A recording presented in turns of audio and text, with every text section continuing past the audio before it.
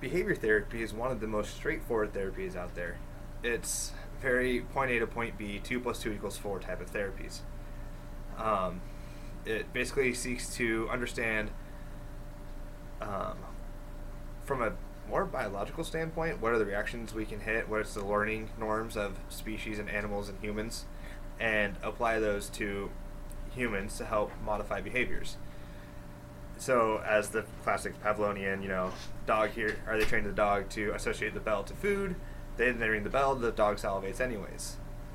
And so that's generally what behavior therapy comes down to.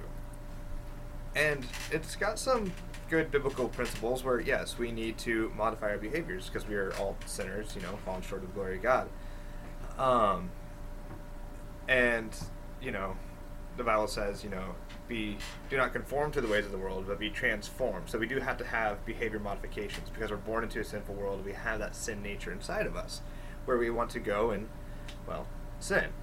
And behavior therapy actually is all about behavior modification. The issue I find, though, what doesn't really seem right, is that it's all about behavior modification. And I don't think that that's what we need to be focusing on. Instead of behavior modification, we need to be looking at heart transformation. And with behavior therapy, everything is about, okay, you don't want to do this act anymore. Let's train your body to not do it. It's not training the heart. It's not changing the heart to be like, okay, this is something I really want to get away from. It's not understanding what are the root causes. And I feel like that could have some backslide tendencies to it. Yes, I can train myself to not drink caffeine, but it doesn't mean that there aren't going to be times that might trigger my old traumas or the things that led me to the caffeine. Generally, you use alcohol as a greater example here, but I've never had alcohol. But you use that caffeine. I go back to that caffeine as my comfort. I do use caffeine as comfort. And so when I'm not doing well, I still have that trauma trigger, and I go back to the caffeine, even though for 3 months I hadn't had any. And so I feel like that's the backside that can come with behavior modification. And the classic example is things that you can do to help modify behaviors: take a rubber band, put it around your wrist. Every time you do what you don't want to do, you snap yourself. My first instinct here to think is that, well, wouldn't you just use rubber bands and then have those thoughts that you didn't want to have in the first place? It's like, okay, yeah, I don't want to have lustful thoughts. Snap a rubber band, I had a lustful thought. Next time you see a rubber band, like, oh yeah, I used to use those to help me not think lustfully about people. Oh, speaking of lust, that girl's kind of cute. I mean, I'm using basic examples here, but I feel like these are the premises that can fit in. And definitely one of the things that's missing is God in behavior therapy, at least in the secular world, where I guess God is missing in all the secular world is a given.